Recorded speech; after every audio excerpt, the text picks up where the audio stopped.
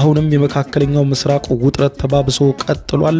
በኢራን ላይ ከባድ ጥቃቶች ሲፈጸሙ ኢራንም በመካከለኛው ምስራቅ ሀገራት ላይ የምትፈጽመውን ጥቃት አጠናክራለች። ሳውዲ አረቢያ ግዙፉ የነዳጅ ማጣሪያዋ በድጋሚ በዛሬው ዕለት ማለዳ ከባድ ጥቃት አስተናግዷል። በሌላ በኩል የአያቶላ አሊ ካሚኒ የቀብር ስነ ስርዓት ለ3 ቀናት የሚቆየው ፕሮግራም በዛሬው ዕለት ምሽቱን በኢራን ውስጥ ይጀምራል ተብሎ ይጠበቃል። እስራኤል ባወጣችው መግለጫ እንደገለጸችው በአያቶላ አሊ ካሚኒ ምትክ የሚመረጥ ማናቸውም ሰው የሚወሰድበት እርምጃም የከፋ ይሆናል ስትል አስታውቃለች። በሌላ በኩል ኢራን በድጋሚ በውጭ ጉዳይ ሚኒስትሯ አባስ አራግቺ በኩል ምንም አይነት ድርድር ከአሜሪካ ጋር እንደማይኖር አስታውቃለች። በሌላ በኩል ከፍተኛ የሃይማኖት መሪ በኢራን ውስጥ ለፖለቲካው አመራሮች እንዳስታወቁት ድርድር ብላችሁ ከዚህ በኋላ ከአሜሪካ ጋር እንዳትቀመጡ፣ ጦርነቱ ይቀጥላል ብለዋል። የተለያዩ የአፍሪካ ሀገራት በኢራን ላይ የተወሰደውን እርምጃ እየተቃወሙ ሲሆን አፍሪካዊቷ ሀገር ቡርኪና ፋሶ በዚህ ቁጣ በማሰማት በሀገሯ የሚገኘውን የአሜሪካ ኤምባሲን መዝጋቷ ተዘግቧል።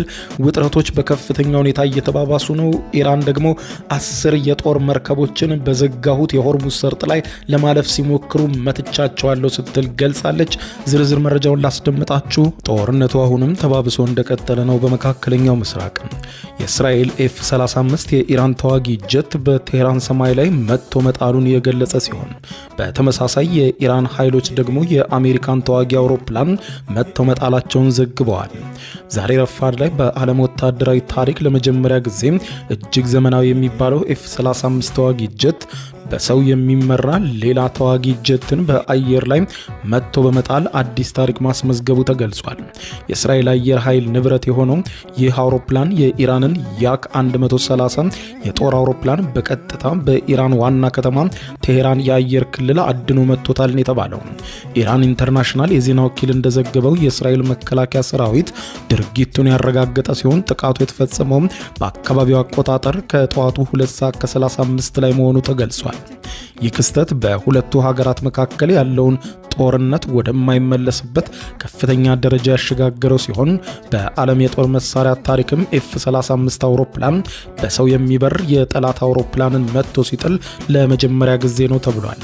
በሌላ በኩል በኢራን ጥቃት ለማድረስ ሲዘዋወር የነበረ የንብረትነቱ የአሜሪካ የሆነ ተዋጊ አውሮፕላን በኢራን የአየር መቃወሚያ ተመትቶ መውደቁም ተዘግቧል። በመካከለኛው ምስራቅ በተባባሰው ጦርነት ኢራን የሆርሙዝ ሰርጥን ከቀናት በፊት መዝጋቷ ይታወቃል። ነገር ግን የኢራን አብዮታዊ ዘብ ወይም IRGC የባህር ኃይል የፖለቲካ ጉዳዮች ኃላፊ በዛሬው ዕለት ረፋዱን በሰጡት መግለጫ እንዳሉት ከሆነ የሆርሙዝ ሰርጥን መዝጋታችን ይታወቃል። ነገር ግን የሆርሙዝ ሰርጥን መዘጋትን የኢራንን ማስጠንቀቂያ ችላ በማለት በአካባቢው ሲንቀሳቀሱ የነበሩ 10 ግዙፍ ነዳጅ ጫኝ መርከቦችን በኢራን ኃይሎች ተመተው ወድመዋል ብለዋል።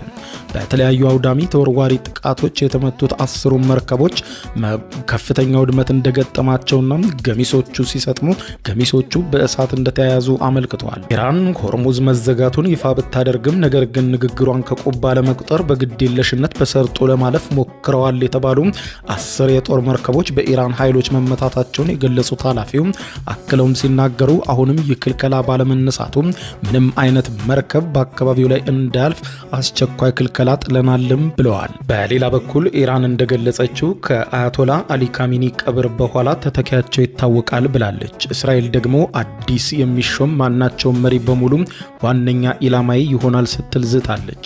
የኢራኑ ጠቅላይ መሪ አያቶላ አሊ ካሚኒ የቀብር ስነ ስርዓት ዛሬ ምሽቱን በሚከናወን ስርዓት የሚጀመር ሲሆን የሚተካቸው አዲስ መሪም ግብዓተ መሬታቸውን ተከትሎ ይፋ እንደሚደረግ የሀገሪቱ መንግስት መገናኛ ብዙሃን ዘግበዋል።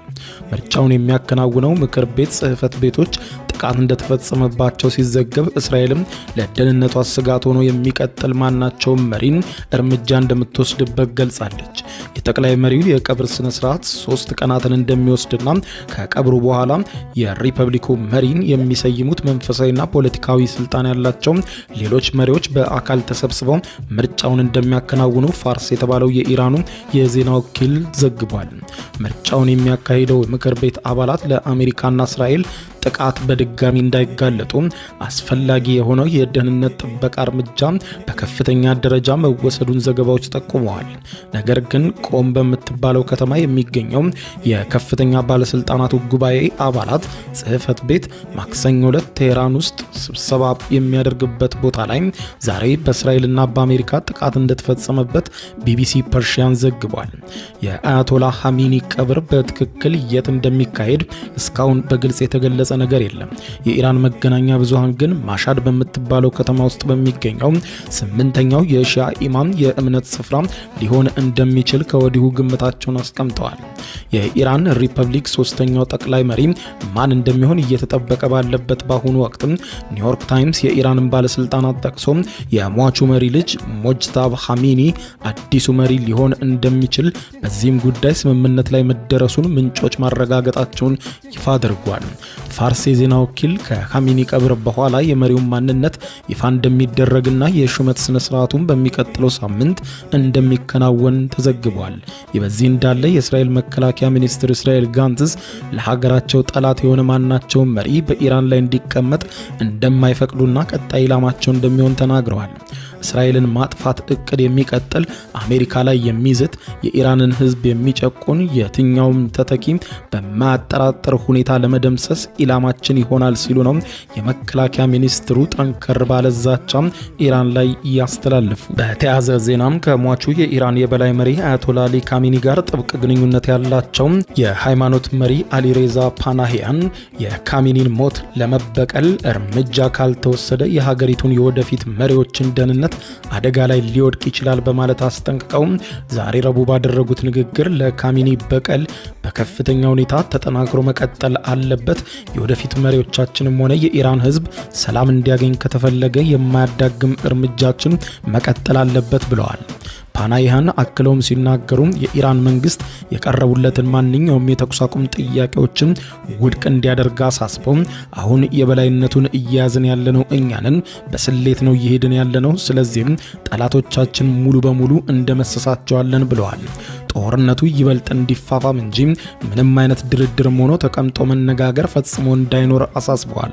ከኻሜኒ ግድያ በኋላ ወደ ሰላም ድርድር ከመምጣት ይልቅ ከፍተኛ ወታደራዊ እርምጃ ለመውሰድ እያሰብን ነው ብለዋል። በሌላ በኩል ዋነኛ የኢራን የጥቃት ኢላማ የሆነችው ሳውዲ አረቢያ ናት። ባሳለፍነው ሰኞ ዕለት የኢራን ጥቃት ኢላማ የነበረው ዋነኛው የሳውዲ አረቢያ የነዳጅ ማጣሪያ ላይ ዛሬም ከባድ ጥቃት እንደተፈጸመበት ተዘግቧል። በኢራን ጥቃት እንደተመታ የተነገረው ራስ ታኑራ የተሰኘው የነዳጅ ማጣሪያ በሳውዲ አረቢያ ትልቁ የነዳጅ ምርት ተቋም እንደሆነ ይታወቃል። የሳውዲ መከላከያ ሚኒስትር ጥቃቱ በድሮን እንደተፈጸመና የደረሰውን ጥቃት በተመለከተ እስካሁን ያወቀው ዝርዝር መረጃ እንደሌለ ተነግሯል። የሳውዲ መከላከያ ሚኒስትር በጉዳዩ ዙሪያ ያለውን ትንታኔ ለህዝቡ እንደሚያሳውቅም ገልጿል። የነዳጅ ማጣሪያው ከዚህ አስቀድሞ በኢራን ጥቃት እንደተፈጸመበት የተነገረ ሲሆን ሰኞ ዕለት የተነሳ የሳተላይት ምስል በማጣሪያው ላይ የደረሰውን ከባድ የጉዳት መጠን አሳይቷል። ከጥቃቱ በኋላ የማጣሪያ ተቋሙ ህንፃ በእሳት ተያይዞም ተቀጣጥሏል።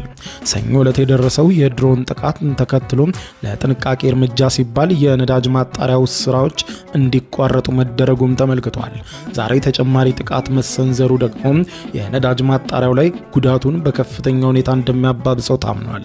ራስ ታኑራ የነዳጅ ማጣሪያ በሳውዲ ብቻ ሳይሆን በመላው ዓለም ዙሪያ ካሉ ግዙፍ የነዳጅ ማጣሪያ ማዕከላት ትልቁ ነው።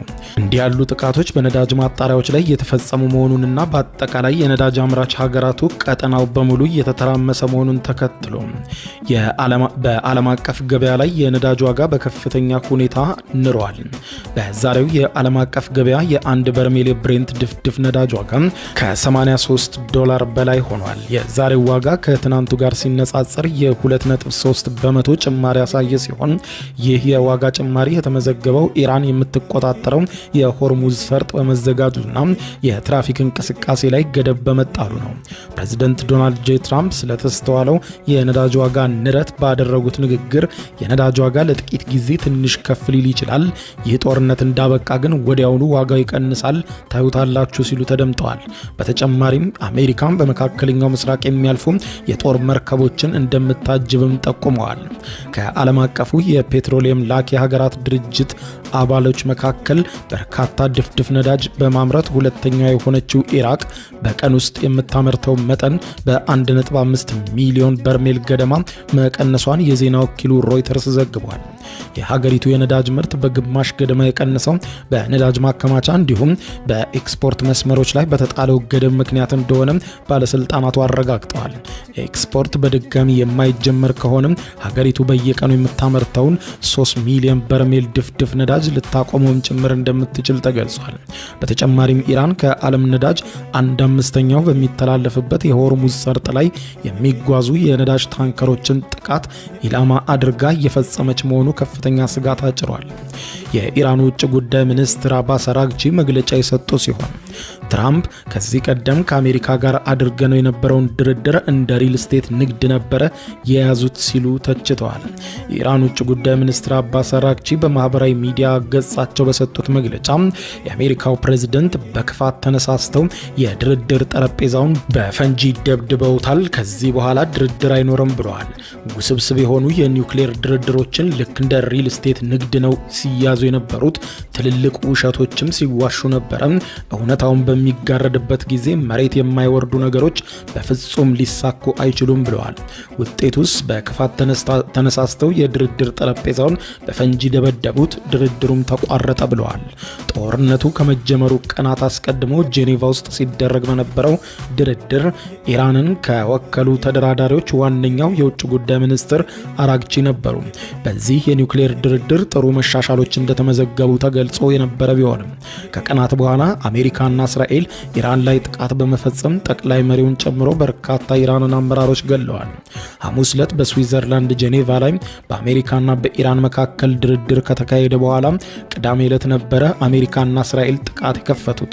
የውጭ ጉዳይ ሚኒስትሩ አራግቺ ጨምረው ትራምፕ በዓለም አቀፍ ዲፕሎማሲ ላይና በመረጣቸው የአሜሪካ ሕዝብ ላይ ክህደት ፈጽመዋልም ሲሉ ተደምጠዋል። በሌላ በኩል የተለያዩ የአፍሪካ ሀገሮች በኢራን ላይ የተሰነዘረውን ጥቃትና አያቶላ አሊ ካሚኒ ላይ የተፈጸመውን ግድያ በመቃወም ሰላማዊ ሰልፍ እየወጡ እንደሆነ ተዘግቧል።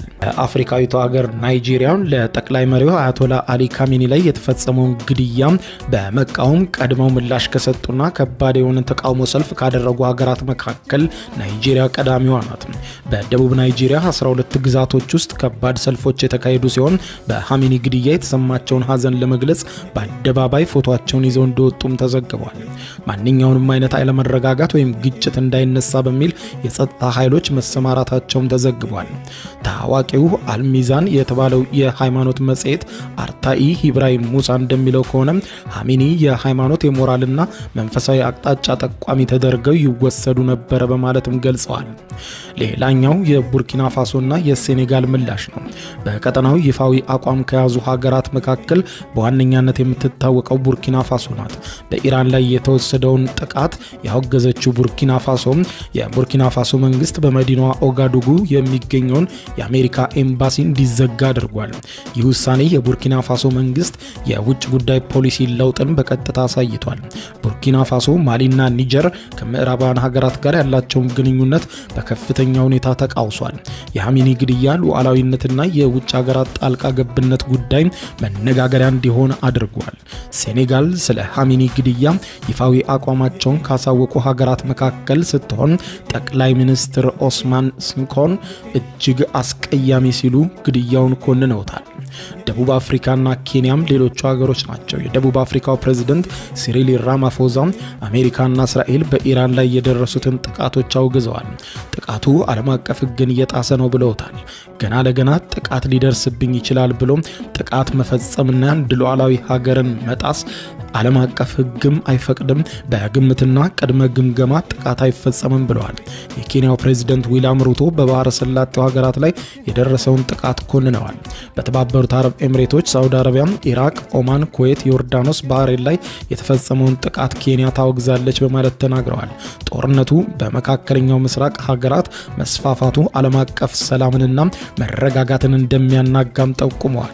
የአፍሪካ ሀገራት በይፋ ጥቃቶችን በማውገዝ አቋማቸውን እየገለጹ ሲሆን በተለይም ደግሞ በሳህል አካባቢ ለሚገኙት ሀገራት የኢራኑን ጠቅላይ መሪ መገደል ከባድ የሆነ ሃይማኖታዊ ትርጉም እንዳለው በየፊናቸው ገልጠዋል።